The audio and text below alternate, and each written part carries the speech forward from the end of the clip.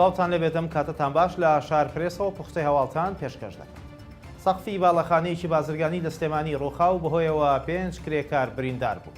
سامان نادر بەڕێوەبەری فریاکەوتنی خێرای سلێمانی بە شار پرێسی ڕاگەیاند لە ئەنجامی داڕوخانی سەقفی باڵەخانەیەک لە سلێمانی 5 کرێکار بریندار بوون و دوانیان دۆخی تەندروستیان ناجێگیرە. ڕووداوەکە لە نزیک شوێنی نیشتەجێبوونی شاری مامۆستایان بوو ئەو بینایی کە بڕیار بووە بکرێتە باڵەخانەیەکی بازرگانی لە کاتی تێکردنیدا بەشێک لە سەقفی نۆمی دووەمی ڕووخاو و 5 کرێکار بریندار بوون.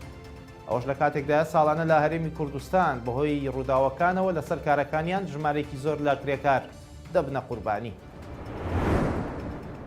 ئەندامێکی ئەنجومەنی نوێنەران ئاشکرای کرد حکوومەتی عێراق هیچ نیازێکی نییە موچەی ئەو سێ مانگە بۆ هەرێم بنێرێت کە چارەنووسی نادیارە. سۆران عومەر پەرلەمانتاری عێراق لە کۆنگرێکی ڕۆژنامەوانیدا ڕایگەیاند عێراق بۆ ساڵی 2023 یاسای بودجەی نەبۆ هەرێم نەبۆ عێراق و نەبۆ پارێزگاکانی تر جێبەجێ نەکردووە. ئەو پەرلەمانتارە وتیشی حکوومەتی عێراق پاکتاوی ئەو پارەیە دەکات کە بۆ هەرێمی کوردستانی ناردووە و ئەگەر هەر پارەیەکی بکەوێت دواتر بۆی دەنێرێت و ئەگەر قەرزار بوو لە بودجەی ساڵی داهاتوو دەبڕدرێت. سۆران عومەر وتیشی فەرمانبەرانی هەرێمی کوردستان سێ مانگی کۆتایی ئەم ساڵ هیچ موچەیەک وەرناگرن و پێدەنینە ساڵی نوێەوە بەبێ ئەوەی ئایندەی موچەی ئەو ساڵەشیان ڕوون بێت.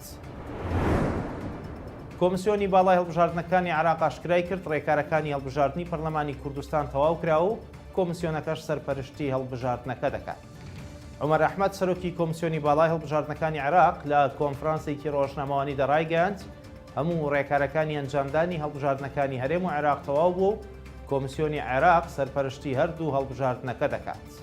هاوکات ئومێد سەباح سەرۆکی دیوانی ئەنجومەنی وەزیرانی هەرێم ڕایگەیاند هەڵبژاردنەکانی هەرێم لە کاتی خۆیدا دەکرێت و ئامادەکاری کراوە و تیمێکی باڵا پێکهێنراوە بۆ سەرپەرشتیکردنی هەڵبژاردنەکان. ئەوەش لە کاتێکدایە بڕیارە لە 25 شوباتی ساڵی داهاتوو هەڵبژاردننی گشتی بۆ خولی شەشەمی پەرلەمانی کوردستان ئەنجام بدرێت.